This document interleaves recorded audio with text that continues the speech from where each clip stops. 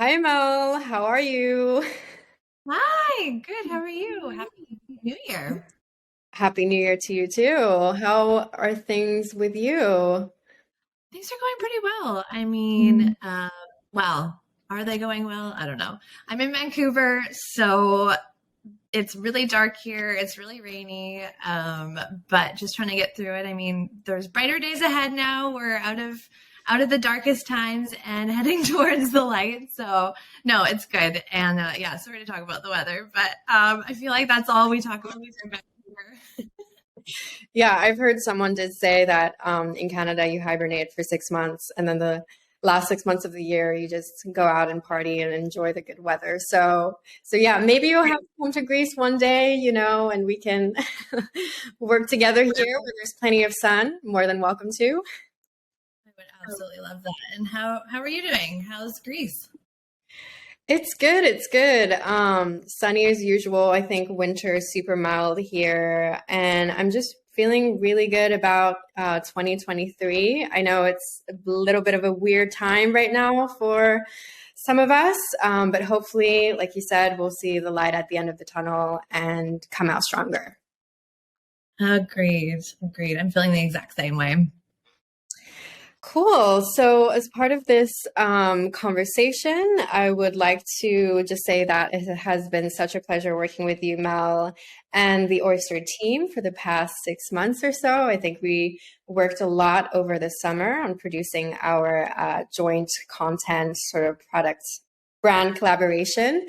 And I'm happy that a friendship developed out of it. So, I'm really happy to just lead this conversation and ask you about how we collaborated together, what an ideal partnership looks like for you, and yeah, how you view just partnerships in general impacting a business.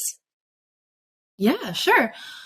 I'll start with how I view partnerships and what I look for in a partnership because that's kind of the first step.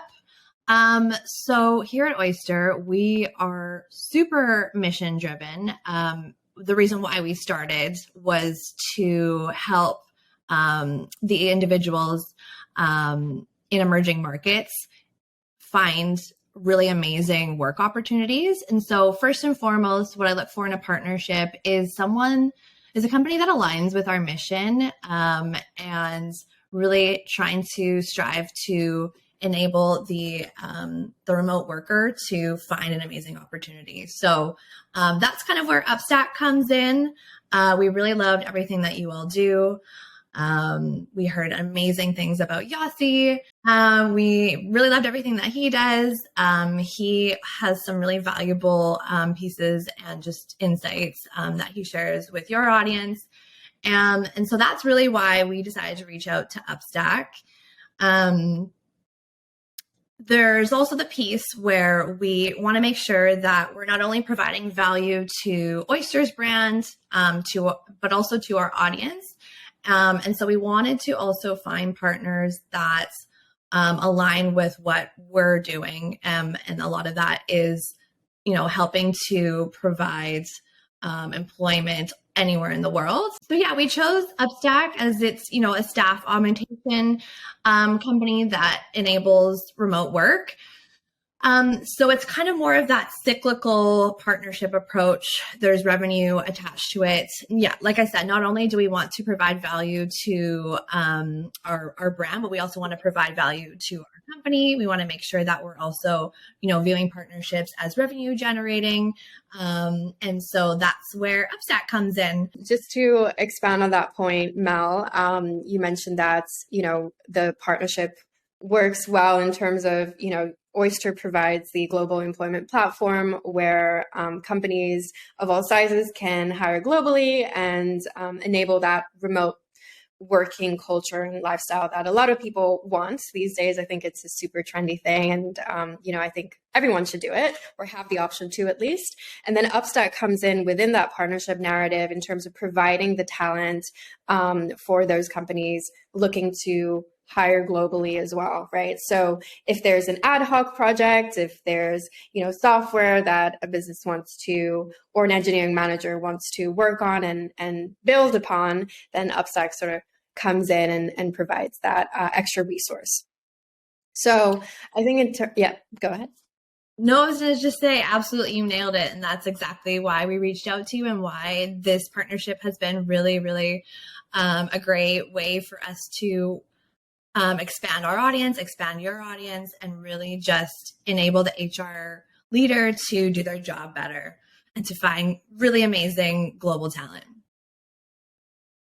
Exactly. And what I really loved about our content collaboration, which was maintaining work-life balance in a remote world, was that, we understood that both of our companies were remote first and that we wanted to empower remote workers from all around the world to do what they love. And I think, what worked really well was the fact that I could interview, members from our talent pool, and also Nicole, who's now, a head of marketing, to speak about her experience as a remote worker and some of the benefits that provides and how you maintain things like well-being, mental health, aspects that are super important in the working life. I was super proud and happy that we were able to collaborate on such valuable piece of content, but also, the fact that our founder was also on your podcast. He really loved speaking about things like entrepreneurship and also that remote working culture. And he also loved the white paper that we both did. So yeah, I think the partnership worked great. And I guess my follow-up question was about maybe tools, some of the tools that you use in terms of managing a partnership. Do you want to speak more on that? Oh yeah, we use a ton of different tools. I feel like every month we're launching a new tool to optimize our partnerships program. Some of the main tools that we use, and especially on our partner marketing side, and I wish she was here today because she would love to speak a lot on our tools that we use. But the first one that I think really enables us to work collaboratively. So my job, as I mentioned a little bit earlier, is I manage the partner relationship. And then I turn to our partner marketing manager. Her name is Laura. She's fabulous. I turn to her for any content collaboration that we do with a partner. And her and I work in tandem together, making sure that the partner is aligned with the content, and her making sure that the content that we're pushing out to our audience is very relatable. It aligns with our the activities and the initiatives that we're running here at Oyster. That it aligns with the HR space and the market in general. And so the main tool that she uses and that we use together is Asana. I don't know if UpStack uses that, but here at Oyster, it is basically a religion for us. If nothing is in Asana, then it basically doesn't exist. We track all of our activities that we do with partners in terms of on the content side. We track all of our goals, all of our metrics in Asana, company-wide, department-wide, and at the individual level, and it all kind of bundles up together. And we track various other things, but I would say those are kind of the two main pieces, is activities that we're working on with partners, as well as the goals that I mentioned. Yeah, that sounds really great. We love Asana as well, although that's more of the platform developer side to project manage, some of their things, but we're also a big fan of Notion. I love Notion. I use it for my personal goals as well. And they have like super awesome templates. So that's, what we mainly use for marketing and from some of our internal core team members to stay on track with metrics and goals. So just another follow-up question regarding goals and metrics. How do you define a successful partnership, and what are some of the metrics that define success for you? Yeah, for sure. And thank you for bringing up Notion. I kind of only dabbled into one tool. I realized that you had asked me what are the main tools that we use here to manage our partner programs. So definitely we love Notion as well. And We use it almost religiously, like we do with Asana, actually, maybe even more so. So yeah, thank you for bringing it up. And actually, we use Notion across the entire Oyster organization, and that's how we collaborate. Not only, like I said, Asana was more at the one-to-one scale with Laura and I working together, but with Notion, it's across the entire organization, and that's how I kind of collaborate with everyone within different departments. So to answer your question about metrics and what defines a successful partnership, so our main metrics that we use are partner generated pipeline, meaning any opportunities that were generated from a partner, whether that's a direct referral that they've made to us, whether that is a lead from a co-collaborated piece of content like you and I just spoke about earlier. And so those would be more tracked as partner influenced. So it's both partner generated pipeline or partner influenced pipeline, which is opportunities created from a partnership. It can be a whole various different ways in which we would track that, but it is quite a complicated process. There's a lot of different ways in which a partner can collaborate with us, a lot of different ways in which a lead or an opportunity might come into our sales funnel. So it is honestly a little bit of a tricky process. We're actually hiring someone right now to kind of manage that operational and process piece. It's not going to be a perfect science. Partnerships is a little bit of a tricky one to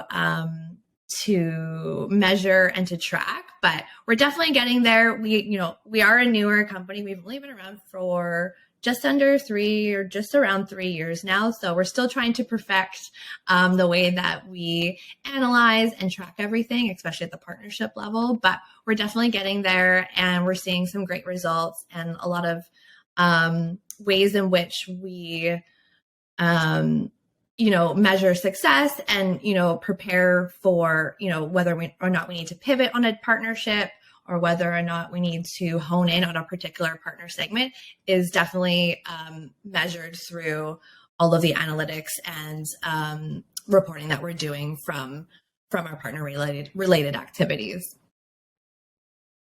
Yeah, no, that's great, and thanks for sharing your thoughts on that and explaining what defines a successful partnership. I think it's definitely hard sometimes to get right. I think it's like the 80-20 rule, right? So like 80% of only the 20% of partners produce like the most results. But once you get it right, it's something that's fruitful and that's super beneficial in the long term, but mutually beneficial, which means it generates results from both sides. So, yeah. Mm-hmm. And that's where the metrics come in, is you can really hone in and see what partnerships are, bringing, the most fruitful. And as you said, there's the 80-20 rule. So by analyzing all of the metrics that come in and the results, you can really hone in on that kind of 20% a little bit more. So yeah, totally agree with you. And would love to hear also how you define a successful partnership. Yeah, so I think just to use as an example with our partnership with you guys with Oyster, is that it's kind of a no-brainer for me, because I feel that in terms of culture and values, we really aligned, I think, from the beginning. So it was sort of a no-brainer. It's like, oh, okay, this makes perfect sense. And the fact that we collaborated so well and that, we just kind of instantly bonded, I think, when we had that initial call. And it was like, okay, I'm so looking forward to working with you. So I think there's the aspect of first alignment in culture and values. And I think secondly, engagement. So I think you have to have both partners that are equally engaged and responsive, because there's nothing worse than not hearing back for several weeks, or when you're working on a project, or the lack of effort or resources. I think there's I think when we work together, I think your team at Oyster was super responsive and super engaged, and that was so exciting and it makes my job easier because it was super easy to work with you, just in general. So I think, and especially when you're having like your team's writers and marketing people just improving our work and just, I think two is better than one, right? So having double the amount of manpower or woman power, as we say, the amount of people working on a project, I think makes the best thing. And so I think that's why partnerships is definitely, the way to go. Yeah, and honestly, I really appreciate you bringing up the qualitative side of what measures and defines a successful partnership. I kind of just went right into the numbers because that's kind of what we've been focusing on in the last quarters. But I definitely think that is something that should definitely be shared and not looked aside from, because like you said, nothing is worse than working with a partner that is super unengaged and, it's like pulling teeth to work with them. So that's also definitely a great way to measure success and to measure what a good partnership is the relationship too. After all, we're all humans here, and, we want to make work fun, and we want to make it so that, that projects onto the audience as well. And if everyone's kind of just like dragging their feet and, not really into, what we're working on, then that's going to present itself in the content or in what we're talking about. I just really appreciate you bringing that up, that, it's all about the human. Yeah, having that aspect, I think is super important, especially now that we're all digital and we're connecting over Zoom. And I think having something that's personalized and, like I said, special and human, it just makes our jobs a whole lot easier. Awesome. So on that note, thank you so much, Mel. I think we're going to wrap up now for joining me in this super casual conversation, I guess, virtual coffee chat. I hope you enjoyed that. And again, it was amazing to be working with you and your team. You guys have been amazing. I love Oyster. I love your brand. And yeah, just looking forward to what we can achieve together in 2023. Honestly, me too, Chloe. And you stole the words out of my mouth. It has been an absolute pleasure working with you all. We love UpStack as well, and I can't wait to see what happens in 2023 as well. Thank you so much for inviting me, and I look forward to more future collaborations with you.